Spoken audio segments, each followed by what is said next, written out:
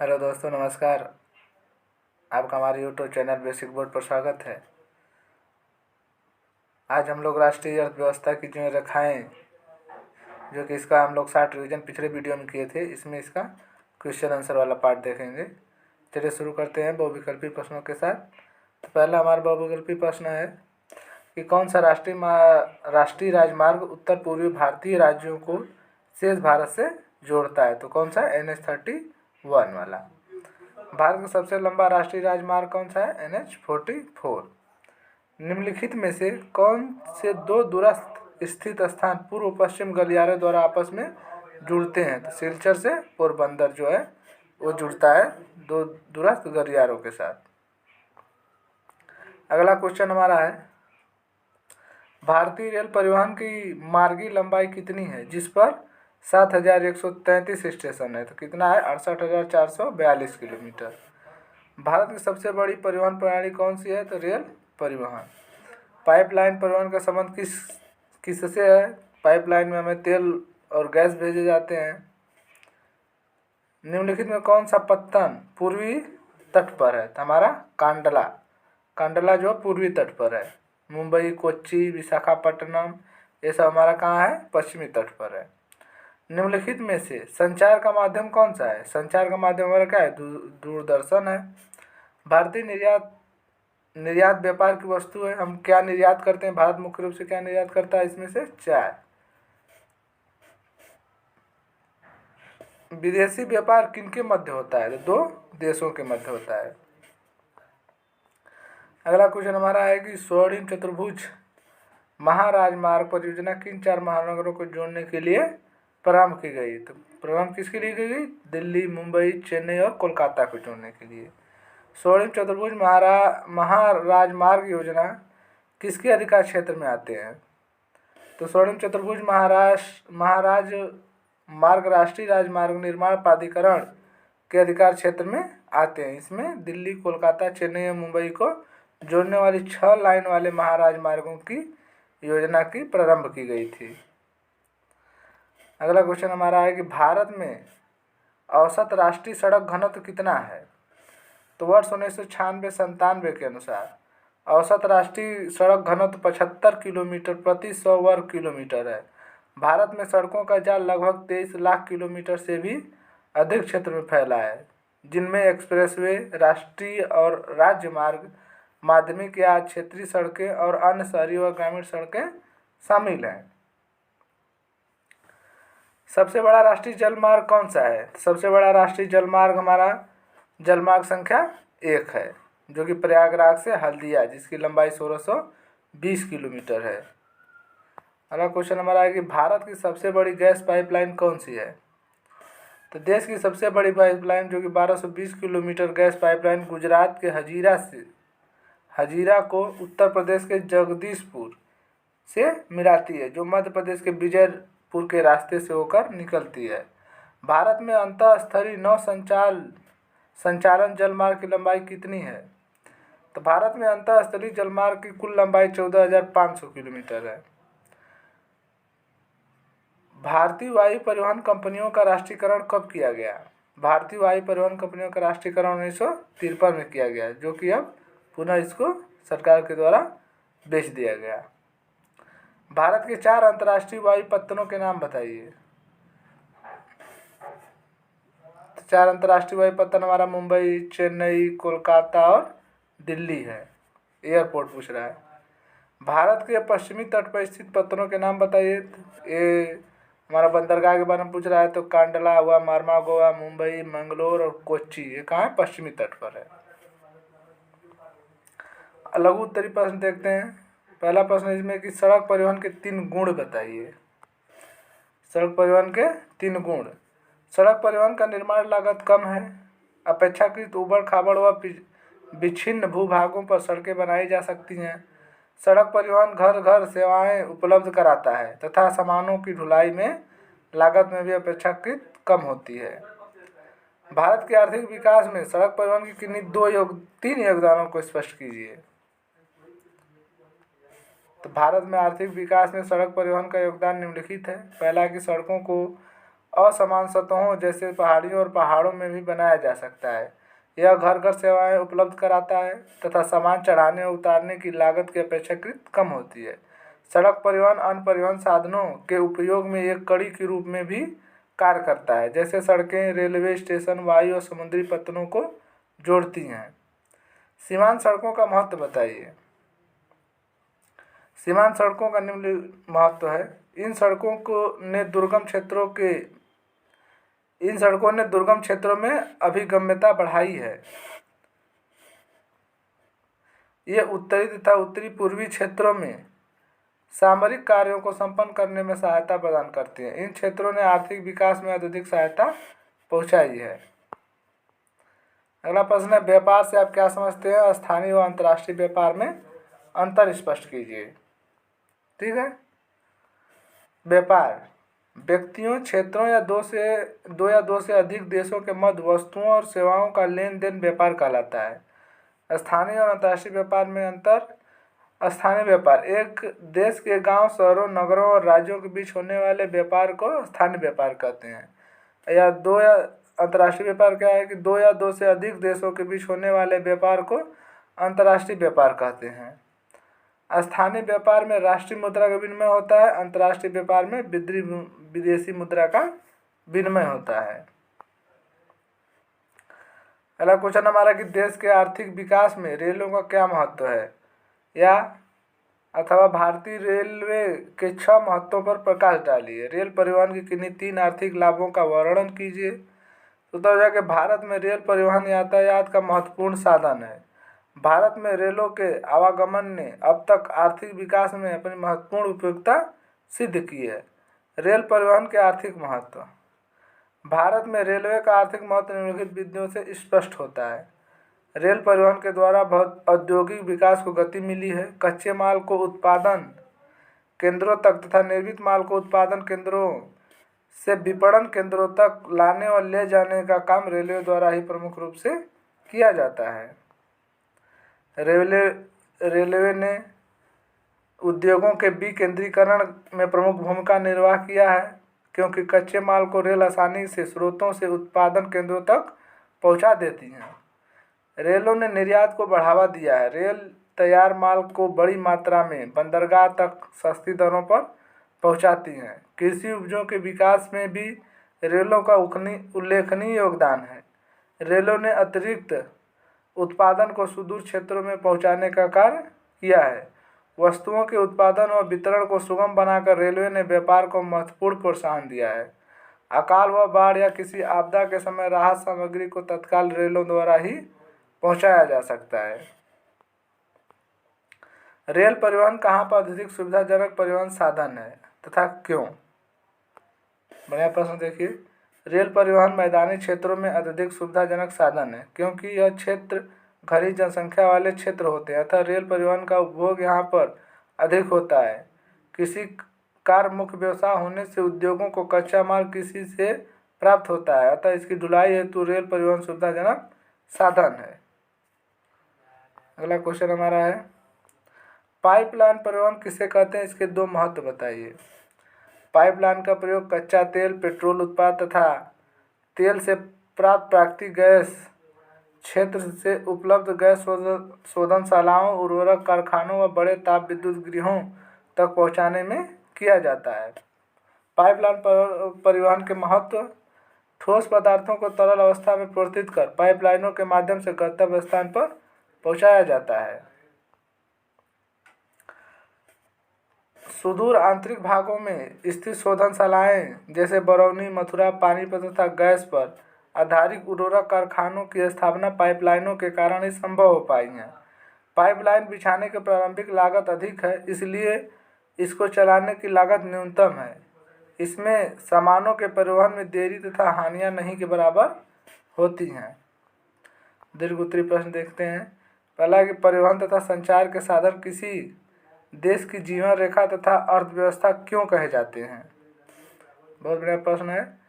तो उत्तर इसका हम लिखेंगे कि बहुत समय तक व्यापार तथा परिवहन सुविधा एवं सीमित क्षेत्र तक ही संचालित की जाती थी। विज्ञान तथा प्रौद्योगिकी के विकास के साथ व्यापार व परिवहन के प्रभाव क्षेत्र में आशातीत वृद्धि हुई। सक्षम व तीव्र गति वाले परिवहन से आज संसार एक बड़े गांव के रूप में परिवर्तित हो गया है। परिवहन का यह विकास संचार साधनों के विकास से संभव हो सका है।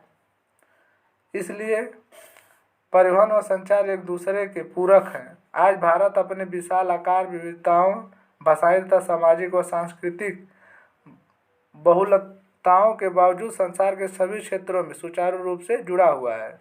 रेल, वायु या जल परिवहन, समाचार पत्र, रेडियो, दूरदर्शन, सिनेमा तथा इंटरनेट आदि इसके सामाजिक आर्थिक विकास में अनेक प्रकार से सहायक हैं। स्थानिक से अंतर्राष्ट्रीय स्तरीय व्यापार ने अर्थव्यवस्था को जीवन शक्ति प्रदान की है। इसने हमारे जीवन को समृद्ध किया है तथा आरामदायक जीवन के लिए सुविधाओं व साधनों में बढ़ोतरी की है। आधुनिक संचार तथा परिवहन के साधन हमारे देश और इसकी आधुनिक अर्थव्यवस्था को संचालित करते हैं। अतः स्पष्ट है कि सघन व सक्षम परिवहन का जाल तथा संचार के साधन किसी देश की अर्थव्यवस्था की जीवन रेखा होते हैं। ऐसे इसका हम डिस्क्रिप्शन देंगे पूरी। अगला क्वेश्चन है, पिछले 15 वर्षों में अंतर्राष्ट्रीय व्यापार की बदलती प्रवृत्ति पर एक लेख लिखिए। पिछले 15 वर्षों में अंतर्राष्ट्रीय व्यापार की बदलती प्रवृत्ति को निम्न रूपों में देखा जा सकता है। पहला है कि 90 के दशक तक भारत द्वारा निर्यात की जाने वाली वस्तुओं में प्रमुखतः कृषि उत्पाद थे, परंतु अब भारत ने सेवाओं के निर्यात में भी उच्च स्तर की वृद्धि कर ली है। वस्तुओं के आदान प्रदान की अपेक्षा सूचनाओं, विज्ञान और प्रौद्योगिकी का महत्व बढ़ा है। भारत अंतर्राष्ट्रीय स्तर पर एक सॉफ्टवेयर महाशक्ति के रूप में उभरा है। सूचना प्रौद्योगिकी के माध्यम से भारत अधिक विदेशी मुद्रा अर्जित कर रहा है। पिछले कुछ दशकों से भारत में पर्यटक उद्योग में महत्वपूर्ण वृद्धि हुई है। देश में विदेशी पर्यटकों के आगमन में 28% की वृद्धि दर्ज की गई है। अब भारत में निर्मित वस्तुएं अन्य देशों को भी निर्यात की जाने लगी हैं। हमारे व्यापारिक संबंध इंग्लैंड की अपेक्षा अमेरिका, रूस, जापान, कनाडा, ऑस्ट्रेलिया, यूरोप के अन्य देशों व तेल उत्पादक देशों से भी बढ़ रहे हैं। सार्क देशों के साथ भी भारत के व्यापारिक संबंध बढ़ रहे हैं। अमेरिका तथा अरब देशों के मध्य अब चीन भारत का प्रमुख व्यापारिक सहयोगी बन गया है। अगला क्वेश्चन है कि निम्नलिखित प्रत्येक का वर्णन लगभग 40 शब्दों में कीजिए। पहला है कि स्वर्णिम चतुर्भुज महाराजमार्ग, दूसरा हमारा राष्ट्रीय राजमार्ग, तीसरा राज्य राजमार्ग। तो हम उत्तर लिखेंगे पहला स्वर्णिम चतुर्भुज महाराजमार्ग। यह राजमार्ग परियोजना भारत के राष्ट्रीय राजमार्ग प्राधिकरण के अधिकार क्षेत्र में है। भारत सरकार ने दिल्ली, कोलकाता, चेन्नई और मुंबई को जोड़ने वाली 6 लाइन वाली महाराजमार्गों की योजना प्रारंभ की थी। इन महाराजमार्ग का प्रमुख उद्देश्य भारत में मेगा सिटी के मध्य परिवहन दूरी को कम करना है। आर्थिक दृष्टि से इसे एक महत्वपूर्ण योजना माना जाता है। राष्ट्रीय राजमार्ग, नेशनल हाईवे। राष्ट्रीय राजमार्ग देश के दूरस्थ भागों को आपस में जोड़ते हैं। यह देश का प्राथमिक सड़क तंत्र है। इसके निर्माण, प्रबंधन एवं रख रखाव की जिम्मेदारी केंद्रीय लोक निर्माण विभाग द्वारा निभाई जाती है। राष्ट्रीय राजमार्गों से जुड़े कुछ महत्वपूर्ण तथ्य। राष्ट्रीय राजमार्ग से जुड़े कुछ महत्वपूर्ण तथ्य निम्न प्रकार हैं। पहला है कि शेरशाह द्वारा बनाया गया प्रथम ग्रांड ट्रंक रोड पेशावर से कोलकाता भारत में NH1 व NH2 के रूप में सम्मिलित है। NH15, NH15 जिसे कहते हैं भारत के मरुस्थल से गुजरने वाला राष्ट्रीय राजमार्ग है। NH31 एकमात्र राष्ट्रीय राजमार्ग है जो उत्तर पूर्वी भारतीय राज्यों को शेष भारत से जोड़ता है। वाराणसी से कन्याकुमारी राजमार्ग NH7 का ग्रेट दक्कन रोड भी कहते हैं। NH44 जो श्रीनगर से कन्याकुमारी को जोड़ता है देश का सबसे लंबा राष्ट्रीय राजमार्ग है। राज्य राजमार्ग राज्यों की राजधानी को जिला मुख्यालयों से जोड़ने वाली सड़कों तथा राज्य राजमार्ग कहलाती हैं। राज्यों एवं केंद्रशासित क्षेत्रों में इन सड़कों के निर्माण एवं रखरखाव की जिम्मेदारी राज्य सरकार के अधीन राज्य के सार्वजनिक निर्माण विभाग की होती है।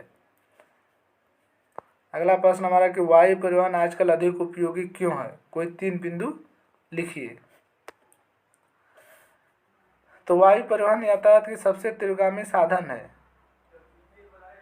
दुर्गम क्षेत्रों जैसे पर्वत, सघन वन तथा मरुस्थलीय क्षेत्रों में रेल एवं सड़क मार्गों का विकास करना असंभव लगता है, परंतु वायु परिवहन द्वारा इन दोनों को सरलता से जोड़ा जा सकता है। वर्तमान युग में किसी भी राष्ट्र के त्वरित आर्थिक विकास हेतु इसके महत्व को कम करके नहीं आंका जा सकता। वर्तमान में वायु परिवहन के 3 महत्वपूर्ण महत्व निम्नलिखित हैं। पहला है कि बहुमूल्य तथा हल्की वस्तुओं का स्थानांतरण, दूसरा न्यूनतम मार्ग द्वारा व्यय होता है, तीसरा भौगोलिक बाधाओं से मुक्ति मिलती है। अगला क्वेश्चन हमारा कि भारत में स्थल भूतल परिवहन के साधन तथा जलीय परिवहन के साधनों का वर्णन कीजिए। ठीक, तो परिवहन के साधनों के अंतर्गत उन साधनों को शामिल किया जाता है जो लोगों, वस्तुओं तथा डाक आदि का परिवहन करते हैं, अर्थात एक स्थान से दूसरे स्थान पर ले जाते हैं। परिवहन के साधनों को उनकी प्रकृति के आधार पर निम्नलिखित 3 वर्गों में बांटा जाता है। पहला कि स्थल परिवहन के साधन रेल एवं सड़क यातायात, दूसरा है जल परिवहन समुद्री जलमार्ग और नदी जलमार्ग में, वायु परिवहन वायुयान और हेलीकॉप्टर। स्थल या भूतल परिवहन के साधन, परिवहन के स्थलीय साधन भूमि पर आधारित होते हैं। इसके अंतर्गत 2 साधन मुख्य रूप से शामिल किए जाते हैं। पहला है कि सड़क परिवहन। सड़क परिवहन यातायात का प्रमुख साधन है। सड़कों पर कार, स्कूटर, साइकिल, बस, ट्रक आदि चलाए जाते हैं। भारत में सड़क परिवहन ने सामाजिक और आर्थिक विकास में महत्वपूर्ण भूमिका का निर्वाह किया है। कम तथा मध्यम दूरी तक तय करने के लिए यह परिवहन का सुगम एवं सस्ता साधन भी है। वास्तव में यह परिवहन सेवा अन्य परिवहन साधनों की सहायक है, क्योंकि इसकी विश्वसनीयता, लचीलापन तथा दरवाजे तक प्रदान की जाने वाली सुविधा अत्यधिक महत्वपूर्ण है। भारत में सड़कों को प्रबंधन की दृष्टि से 6 भागों में वर्गीकृत किया गया है। वो कौन कौन से हैं 6 भाग भाई? पहला है एक्सप्रेसवे, दूसरा है राष्ट्रीय राजमार्ग, तीसरा है प्रांतीय राजमार्ग, चौथा हमारा जिला सड़कें हैं, पांचवा ग्रामीण सड़कें हैं, छठा हमारा सीमावर्ती सड़कें हैं। वर्तमान में भारत में सड़कों की कुल लंबाई 33,14,000 किलोमीटर है। इसके अंतर्गत एक्सप्रेसवे, राष्ट्रीय राजमार्ग, बड़े जिलों की सड़कें, अन्य जिला सड़कें तथा ग्रामीण सड़कें शामिल हैं। अगला क्वेश्चन हमारा है कि संचार सेवाओं का अर्थ तथा प्रकार बताइए, अथवा भारत में संचार के साधनों का वर्गीकरण प्रस्तुत कीजिए। तो उत्तर इसका लिखेंगे कि संचार सूचना का आदान प्रदान करने का एक कार्य है। व्यक्तिगत संचार और जन संचार देश के संचार के प्रमुख साधन है। संचार के प्रकार, निजी संचार पहला है हमारा, यह 2 लोगों के बीच संदेश हस्तांतरण या प्रेषण की प्रक्रिया है। इनमें हम मोबाइल फोन, डाक पत्र व्यक्तिगत संचार के रूप में उपयोग करते हैं, इसका उदाहरण है। दूसरा डाक संचार, भारत का डाक संचार विश्व का बृहत्तम तंत्र है। भारतीय डाक नेटवर्क संचार और सूचना प्रौद्योगिकी के अंतर्गत पोस्ट विभाग द्वारा संभाला जाता है। यह पार्सल, निजी पत्र व्यवहार आदि को संचालित करता है। डाक संचार को प्रथम श्रेणी और द्वितीय श्रेणी में बांटा जाता है। प्रथम